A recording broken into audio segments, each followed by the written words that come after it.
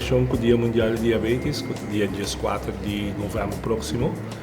Nós, como Aruba One Happy Island Lions Club, estamos organizando a charla aqui para conscientizar a nossa comunidade arriba a maleza de diabetes. Diabetes está uma maleza que também está crescendo mundialmente e Aruba também tem uma grande quantidade de pessoas que sofrem de maleza aqui. Isso é importante para nós conscientizar e informar as comunidades aqui. Banda de charla que nós temos aqui, nós vamos a escola também, escola básica, onde nós compartilhamos junto com um experto na IPOH, para informar para para a vida saudável, como é saudável e a vida de movimento. Que é importante para uma vida saudável. Então, isso aqui nós também há cerca de 6 anos que nós estamos isso aqui. Então, uma cultura nós também diferentes escolas.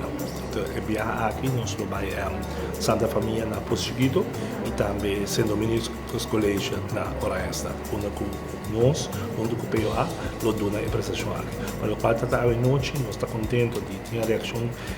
Viajar a comunidade disse, não, é importante para ter controle do sangue, controle do suco e da pressão. Então, via aqui, nós estamos informando mais e mais para o qual trata a enfermidade aqui.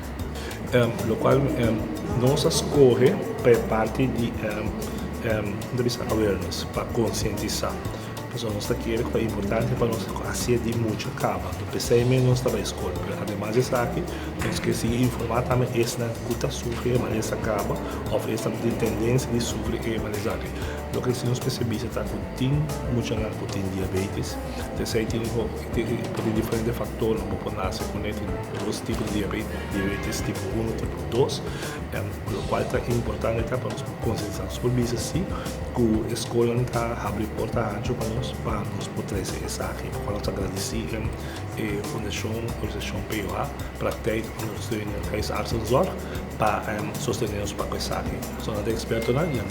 Esta é coisa global de Lions Club International como aqui em Líbano. Sabemos nos 8 causas de uma é que nós habita mental health, então diabetes, nós está concentrado em luna. A luna passada nós está concentrado em câncer e a luna primeiro nós está mental health. A luna aqui nós está concentrado riba e para diabetes, então nós está queda enfocado em isso. Corretamente così, però mami settore non sta apoiando e sostenere tutta l'organizzazione. Banda di non sta avendo un'organizzazione che sta e sa che ma non sta riconoscendo, además di POH, Fondazione Diabetico Urbano, e tutta l'organizzazione sta sostenere isso aqui. Non sta sostenendo pensare che è importante per noi sì, e veniamo a dire non sta che nos foco está para conscientizar e não está a fazer aqui para o qual nós não na escola.